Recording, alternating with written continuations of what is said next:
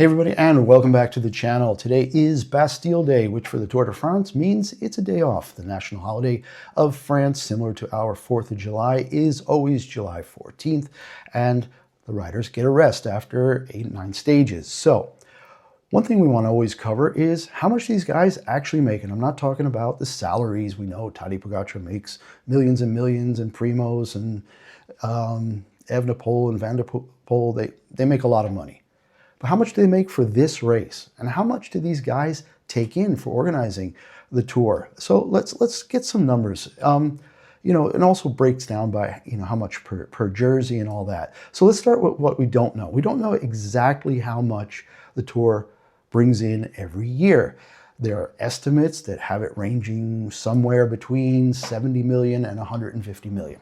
And that seems, to me, the low end seems like not a lot of money. The high end seems a little bit more reasonable. TV contracts, sponsorships, all that stuff. So let's look a little bit closer. Jerseys are a big part of that. Okay, LCL pays about $12 million to have their logo on the yellow jersey. That's a big chunk right there. Skoda, Czech car company, they pay about $4 million for jersey rights. Sponsors also pay for that publicity caravan that goes around with the race. And there are a lot of other things, the timing, the billboards, the Flamme Rouge, all these things. TV rights. Did I say TV rights? TV rights.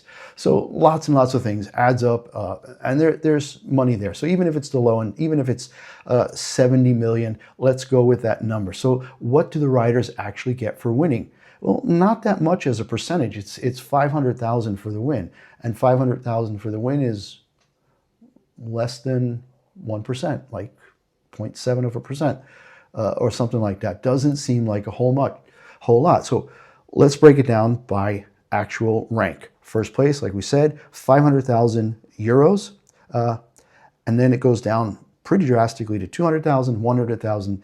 Fourth is 70, fifth is 50.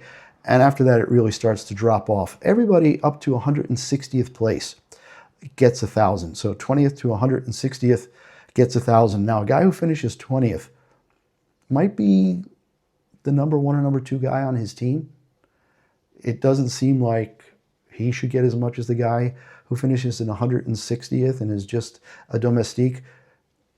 I feel bad for domestiques. They really don't get a lot of money. They barely make a living wage. It's better than it used to be, and it's a lot better than on the women's side, but 1,000 for 20th place, it drops off fast, as you can see. So I'm not a big fan of that drop off. Now, what about the other classifications? So, mountain jersey, young rider jersey, sprint jersey, team jersey.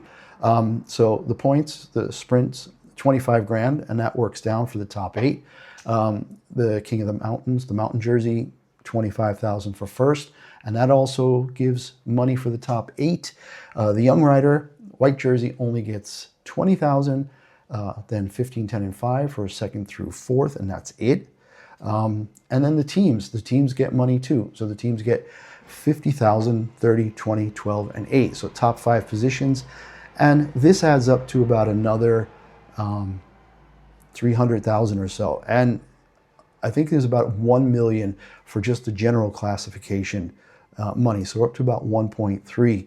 There's also the combativity award, and that's what Richard Carapaz won last year. He came on really strong towards the end of the race, did a lot of breakaways, won a stage, did great, won 20,000 for that combativity award.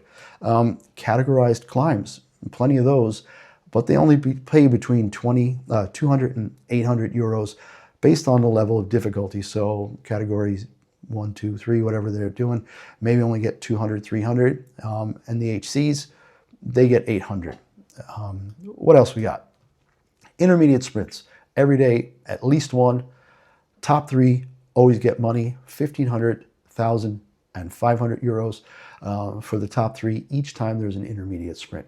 Some days there are 2. I don't know if I've ever seen 3, maybe, but I think there's always at least 1. And then what else we got? The actual stage money. So what do you get if you win a stage? If you win a stage, you get 11,000 euros. This is all 2024 data. as best as I could find on the internet. And there are smaller payouts down to 20th place. So the top 20 get money every day. Stage winners getting 11,000. That's why teams bring sprinters. They bring them in, they win the stages, especially the flat stages, and they get 11,000.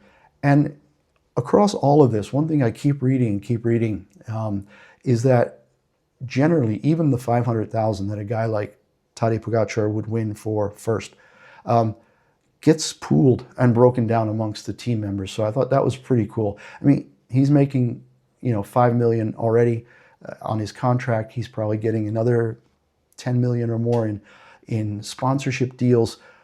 So I think it's really cool that the guys who make the big money are actually helping the domestiques out by sharing that, pooling that money. Now, overall, I think it only comes to about 3 million in overall payouts. And that, even if we're using the low end of 70, that's 1/23, that's 4.5%.